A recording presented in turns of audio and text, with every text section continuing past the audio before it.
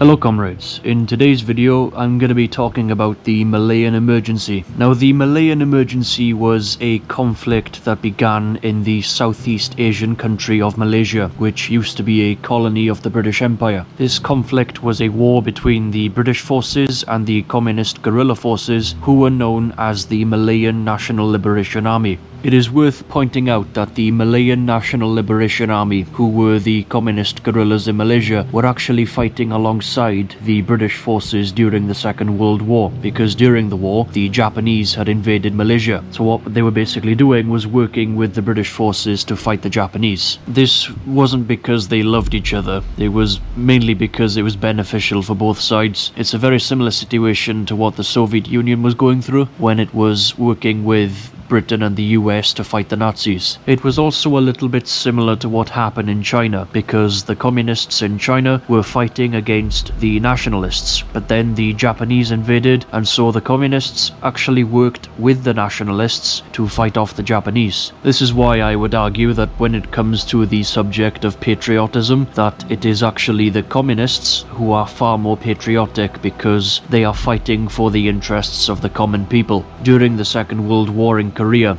the anti-colonial movement against the Japanese there, even though there were some nationalists in it, it was led by communists. Even during the Cold War in Africa, all of the anti-colonial movements there, they were led by communists. Now, what was the Malayan Emergency? Well, the best way I can explain it is by referring to it as Britain's Vietnam. Almost everybody knows about the Vietnam War, more specifically the Second Indochina War that happened after the French were kicked out of South Vietnam by the Viet Minh, which was then followed by the United States coming to the aid of the South Vietnamese government to prevent the Vietnamese people from fighting for their independence. The reason why this conflict is so famous is primarily because of the huge opposition it faced from the American people, who started finding out for themselves that it was a war that was being waged by the US over a completely false pretext, and there was a massive anti-war movement across the country because of that. This anti-war movement became so big that the CIA and the FBI actually tried to find ways to sabotage it on behalf of the American ruling class. Now, why do I like the idea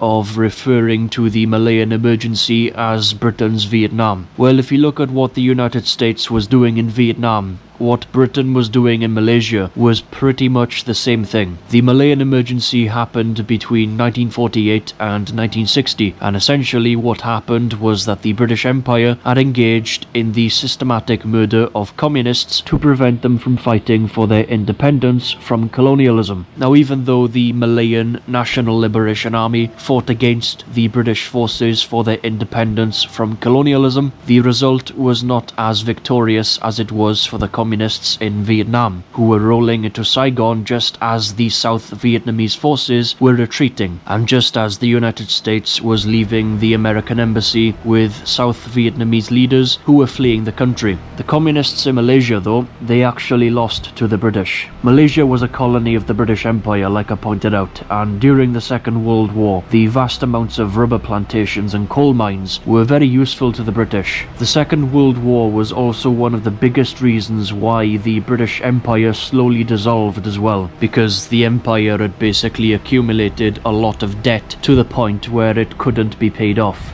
Due to the British ruling class facing such a difficult time, what happened in Malaysia was that because of this, the people of Malaysia actually rebelled against the British, and in response to this, the British Empire literally persecuted the people of Malaysia, as the wages of the rubber plantation workers had been reduced by a massive 80%. The workers and the trade unions who stood up and tried to protest against this immediately found themselves getting shot by the Malayan colonial police force, which was sponsored by the British. This was why the communist guerrillas in Malaysia then started to fight against the British for independence. Now, a lot of people might be wondering why the Malayan Emergency was known as the Malayan Emergency and not something like the Malayan War. Well, there was a very sneaky reason for that, because if the word war was used to don't name the conflict, then all of the big British corporations and all of the wealthy industrialists who were looting the country wouldn't have all their profits protected by insurers. This is why it's called the Malayan Emergency. Now, when the People's Republic of China was founded in 1949, because Chinese people made up about 10% of the Malaysian population at the time, because the communists in China were very much behind the struggle of the communists in Malaysia against British colonialism, what happened was that communists from China actually came to Malaysia to educate Chinese immigrants who were living there. In response to this, the British actually set up internment camps to stop people from supporting the communists. This included enforcing curfews on the inmates and also blocking all communication with the outside world. These internment camps, which were otherwise known as new villages, were often very heavily guarded by British soldiers. The people inside these internment camps had restrictions on where they could go, they were followed by the British, and they had very strict quotas on how much food and water they could have.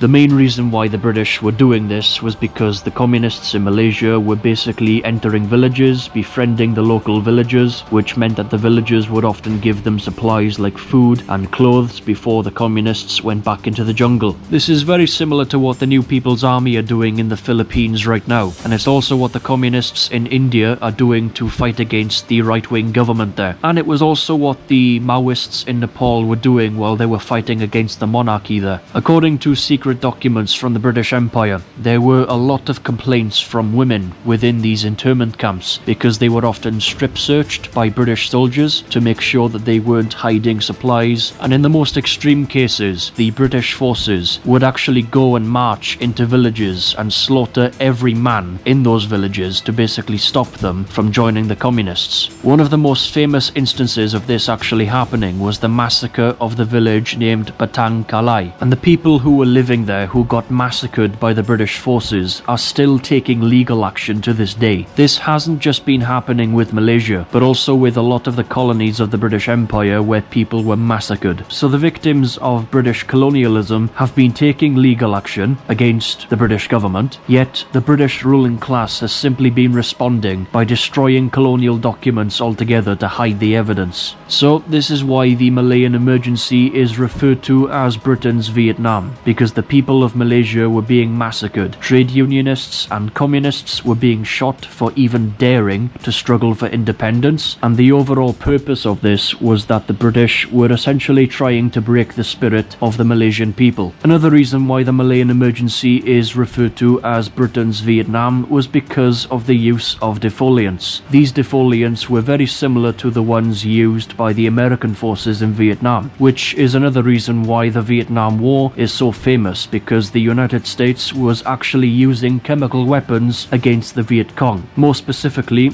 the US forces were using napalm, which are bombs that are made of petrol and flammable jelly, which cause massive firestorms that killed many Vietnamese people while leaving others with severe burns. Plus, there was also a chemical that was used by the US forces in Vietnam called Agent Orange, which was used to kill off trees and bushes to expose the communist guerrilla forces, just to make them easier to spot, basically. The thing with Agent Orange though, the chemicals in it cause cancer. You only have to look at the US veterans who were exposed to Agent Orange in Vietnam who go down with leukemia, or even more heartbreaking is that you only need to look at some hospitals throughout Vietnam where to this day lots of children are being born with horrific birth defects like deformities that severely disable them and cause premature deaths because of the effects of the chemicals in Agent Orange. I'm in the city that used to be called Saigon, renamed Ho Chi Minh City after the country's leader during the Vietnam War. It's more than 40 years since the conflict ended, but its effects are still felt everywhere. This is Tu Zi Maternity Hospital in Ho Chi Minh City. Now, Dr. Phert is based there, and she's a tireless campaigner when it comes to making people all over the world aware of the connection between Agent Orange and children born with deformities. I'm here to visit something called a Peace Village, one of 13 she has set up. She believes many of the children in them have been affected by Agent Orange, a defoliant dropped by US forces. Everybody wants to speak to you. Yeah, This is the Peace Village. yeah. Would you mind showing me some of the children? Tell me about this Dr. place, Nguyen how Di it Gok started Phua and why is it started. internationally respected for her work. Though she's 77, she feels she can't fully retire. Okay She to takes come me in? first to meet a little girl called Cham. You see, left valley here. Sao con có bú được không? Tăng cân. So this is a child whose Yes. parents were affected by Agent Orange. Nè. He's blind. And these are all signs of children who have been affected by Agent Orange. Yeah. You see, 5 deformities recognized by the scientific community. First is neurotype defects. Yeah. Deformities of sensory organs. Yeah. The Siamese twins, cleft palate and cleft lip, and deformities of limbs. Those deformities are common in Vietnam.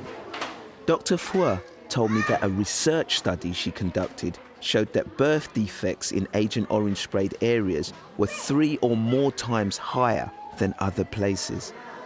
Here we take care mainly the children affected by the Agent Orange. About 60% of them have parents directly exposed to the Agent Orange during war or after the war. But the war was years ago. Why is it still affecting children now? This is 3rd and 4th generation. One thing is that the dioxin can be transmitted from mother to the babies. The Agent Orange used during the war contained a dangerous chemical called dioxin. Dr. Phua and many scientists believe it can lead to genetic mutations. Studies where mice were given dioxin showed this. It's hard to prove in humans, but Dr. Phua herself is convinced that generations of Vietnamese children are being affected. This Agent Orange defoliant didn't just kill off trees and cause cancer, but it also contaminated food. It killed off crops, it got into people's bodies, and it seeped into the groundwater. This is why it has such terrible effects. But these sorts of defoliants were used by the British in Malaysia, which is why chemical weapons are not merely an American phenomenon, since the use of chemical weapons was actually pioneered by the British Empire in Malaysia, so well before the United States actually stepped foot in Vietnam. Alongside all of this, what the British were doing in Malaysia was also hiring headhunters from Borneo to basically behead people who were suspected of being sympathizers with the communists in Malaysia. The headhunters would basically ambush their victim, trap them, and then cut their head off. The British forces were kind of getting the headhunters to do their dirty work for them. An example of the victims are seen in a photograph of a British Royal Marine holding the decapitated heads of 2 people who were killed by headhunters, and these headhunters, as I said before, were actually hired by the British forces. Now, where did I get this photograph from, you ask? Before you come to that conclusion, no, I did not go onto a dodgy website full of all kinds of fucked up videos and pictures, but this photograph was actually made public by a communist newspaper here in the UK called the Daily Worker. This newspaper is now known as the Morning Star. Now, photographs like these were made public in the Daily Worker here in Britain, but because this newspaper was a communist newspaper in an imperialist country, not many people actually read it. So this photograph was hardly ever seen or believed to be real at this time. Even today, the Morning Star and another communist newspaper called Proletarian, the amount of people who read them is nothing compared to the big mainstream bourgeois newspapers like The Sun or the Daily Mail. Now, the photographs like the one of the British soldier holding the decapitated heads were investigated by the British government, and it turns out that yes, they are genuine.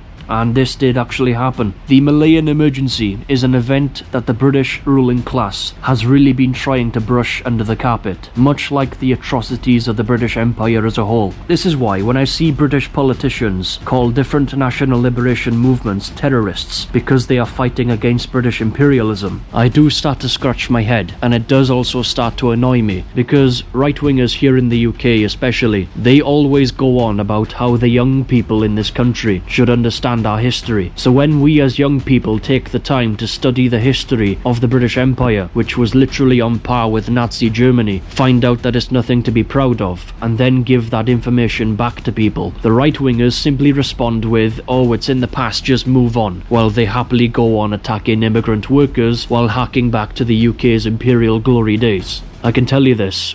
The more I learn about the history of my country, and the more I learn about the history of the British Empire and what it actually stood for, the more I actually get the odd moment where I start to feel as though that I actually hate my country. And it's sad to even say that, because there are quite a few things about my country that I really do like. So that'll be a topic for another video.